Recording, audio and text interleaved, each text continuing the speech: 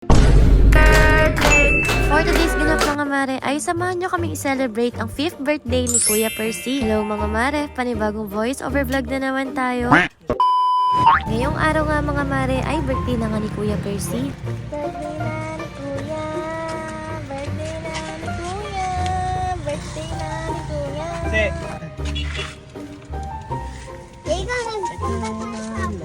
Nasa Etsyagi nga kami ng mga time na to mga mi at napadaan nga kami sa may Jollibee Alicia para nga mag-take out. Opo, napaaga nga kasi kami ng alis sa bahay mga mare dahil dineliver nga namin yung bike nga ni Percy na binenta. Mabilis nga lang din yung naging transaction mga mare kaya naman nakauwi din kaagad kami. At dahil nga lalabas kami para nga i-celebrate yung birthday nga ni Kuya Percy, nauna na nga rin palang naligo dito si Baby Lucky. Sunod-sunod na nga rin pala kami nagsiligo dito mga mare kasi nga anong oras na din. May time nga kasi yung reservation ko dun sa JMac nga mga mare kaya dapat on time din kami. Binibisan ko nga pala ulit dito si Baby Lucky mga mare at on the way na nga kami sa mga oras na to. Hinatid nga lang muna pala namin sila Percy sa JMac nga mga mare saka naman namin kinuha yung cake niya. Opo, isusurprise nga po kasi namin siya ngayong birthday niya. Pagka-pick up ko nga ng cake niya sa may Magdalena mga mare, dumiretso na nga rin pala kami sa may Cindy's. Habang on the way nga kami papuntang Cindy's mga mare, ito ang prinsesa namin tulog na tulog pa. At pagkarating ko nga sa Cindy's mga mare, sinabi ko na nga kaagad kung ano yung bibilhin ko. Wala na nga kasi silang plain balloons nga mga mare na red. Kaya naman itong happy birthday balloons na nga yung pinagawa ko.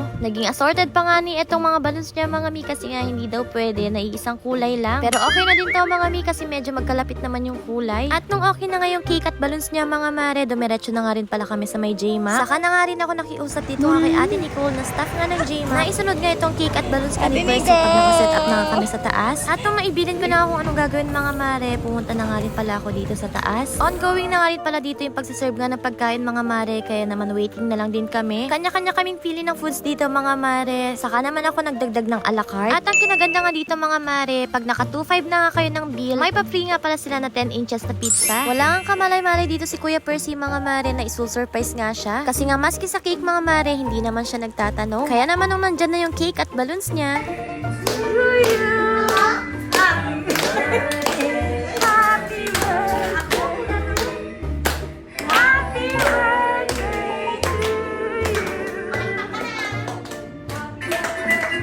Happy birthday to you. Happy birthday to you. Happy birthday, happy birthday, happy birthday to you. Oh, blow your candle. Wish ka muna, Pikit. Wish ka muna. Okay na. Blow your candle, blow your candle. Yay! Happy birthday!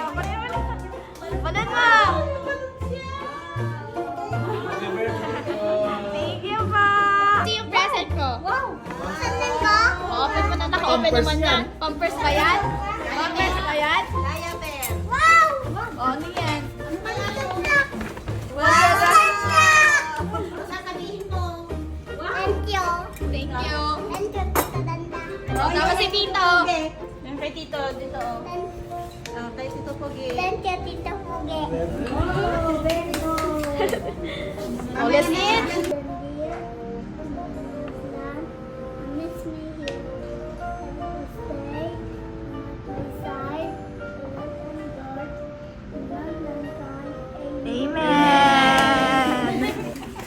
and after nga namin makakain dito sa JMac mga mare, dumiretso na nga rin pala kaming SM para nga makapaglaro tong mga bata. At tama nga talaga yung sabi nila mga na pag birthday nga nung bata, dapat yung batang nag-e-enjoy at hindi yung matatanda. Kaya naman thank you kay Kuya Marlon mga mare kasi nga siya yung gumastos sa birthday nga ng anak niya. At maski nga itong si Baby Lucky, nakapasyal na naman. At ayun lang mga mare, salamat sa panonood. Bye-bye!